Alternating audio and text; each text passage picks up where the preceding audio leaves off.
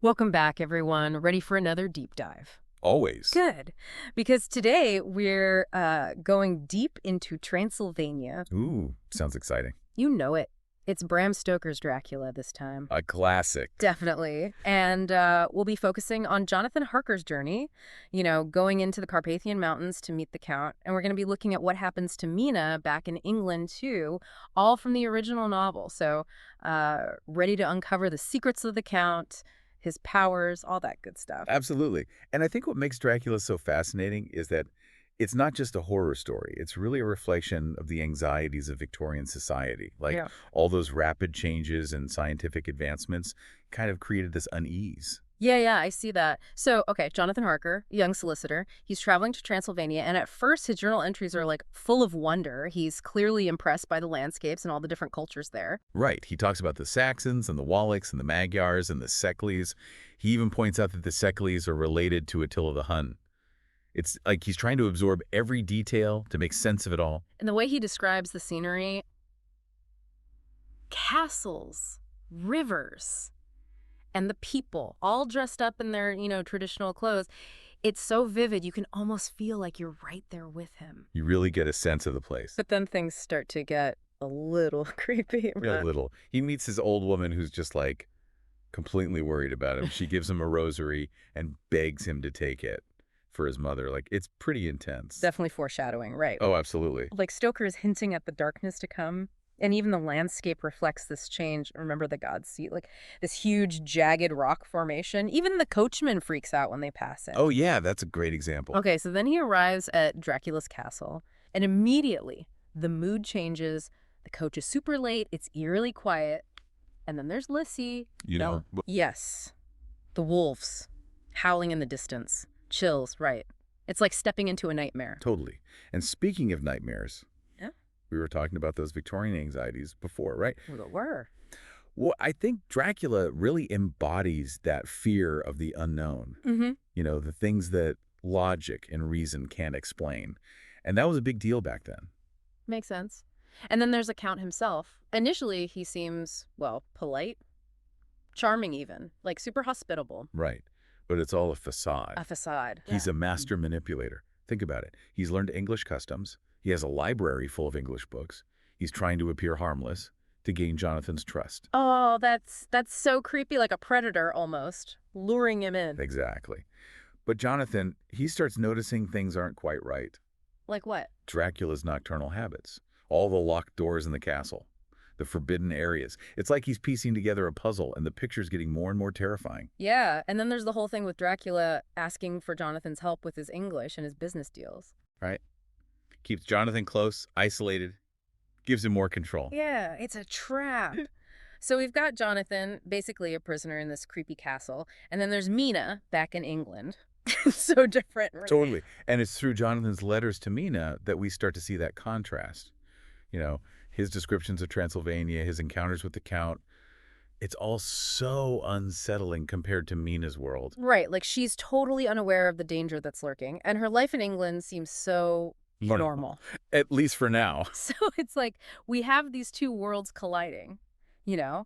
Jonathan trapped in this gothic nightmare, and Mina completely in the dark, living her life back in England. It's a really effective way to build suspense. We know it's coming, but she doesn't. Right, like in the beginning, Mina seems so carefree, so optimistic. She's all excited about her diary and her friendship with Lucy, and of course she can't wait to marry Jonathan. But there are these little hints, these subtle signs that something isn't quite right. Like what? Give me an example.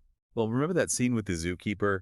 He talks about this strange man at the zoo, a man who seems to have this weird influence over the animals. Oh, yeah. It's such a quick detail, but it's so important. Like, it foreshadows Dracula's arrival in England. Right, foreshadowing. And then there's Renfield. Oh, Renfield, his descent into madness is just terrifying. I mean, his obsession with consuming life, flies, spiders, that poor sparrow. It's like watching someone's soul being corrupted right in front of you. Absolutely. And his actions, even though they seem random, they actually mirror Dracula's need to feed, his need to control. It's like Renfield is this twisted reflection of the Count himself. Whoa, okay, I never thought of it like that. So we've got all these seemingly disconnected events, but they're all pointing towards the same thing. Dracula's influence is spreading. Exactly. And then, of course, there's Lucy. Right, poor Lucy. Her health starts to decline, she's sleepwalking, and then those 2 puncture marks on her neck. Yeah. All adds up to something sinister, right? Mm. Yeah. I mean, the way Stoker describes Lucy's illness, it really plays into those Victorian fears of female sexuality and vulnerability, doesn't it? Like the blood loss, the paleness. It evokes this sense of fragility and decay. You're right. Stoker was really good at using those societal fears to make the horror even more effective. It's not just the physical threat of the vampire, but the way it preys on the vulnerable. It's so disturbing. So then Van Helsing arrives, and it's like a turning point. Absolutely. He brings knowledge and reason into the equation. He's the one who recognizes the signs of vampirism, the one who understands the true nature of the threat. But even with his expertise, they struggle to save Lucy. All those blood transfusions, the garlic, the crucifix, it just seems so desperate. It shows just how difficult it is to fight against this kind of evil. And ultimately, they fail. Lucy dies. It's such a heartbreaking moment, but in a way, her death brings the group together. Like, they're united in their grief and their determination to stop Dracula. It definitely galvanizes them. Yeah. Arthur, Lucy's fiancé, is devastated, but he's determined to avenge her death. And then there's Dr. Seward, trying to make sense of everything. And Quincy Morris, just this strong, silent type, ready to fight. And Mina. Oh, Mina's incredible. Even with all the worry about Jonathan, she's the one holding everyone together. Yeah. But she's also becoming more vulnerable herself, especially with Jonathan back, but no, not quite himself after what he's been through. So the stakes are getting higher. Not only do they need to defeat Dracula, but they need to protect Mina, too. She's becoming his new target. The danger is escalating. And then everything changes. Dracula just vanishes. Like, he was never in England at all. Leaves everyone on edge, though, right? Like waiting for the other shoe to drop. Totally. And then they realize he's gone back to Transylvania. Back to his comfort zone. Yeah, and it's like Stoker shifts everything at this point. Our heroes, they were on the defensive before. Now they have to go on the offensive. Taking the fight to him. On his own turf. Exactly. And it becomes this incredible chase, right? Across land and sea. It's a battle of wits, too, isn't it? Oh, yeah, for sure. And remember, Mina's connected to Dracula psychically. Right, like a mental link. And Van Helsing, he uses hypnosis to tap into that connection, to find out where Dracula's going, what he's doing. Like a supernatural telegraph. I've always wondered, do you think the whole hypnosis thing added to the anxieties of the story? Like, hypnosis was pretty new back then, wasn't it? Absolutely. Yeah. Some people thought it was a legitimate medical tool, but others, they were afraid of it. Thought it was mind control. Right, right. So Stoker's kind of playing with that fear of the unknown again. Okay, so back to the chase. They're tracking Dracula's ship as it heads back to Transylvania. But it's not easy on Mina, is it? It takes a toll on her. She's exposed to Dracula's influence more and more. He invades her dreams, sends those terrifying brides to torment her. Yeah, those scenes with the brides are rough. It's like they represent this violation, like not just physical, but something deeper, you know? It's psychological.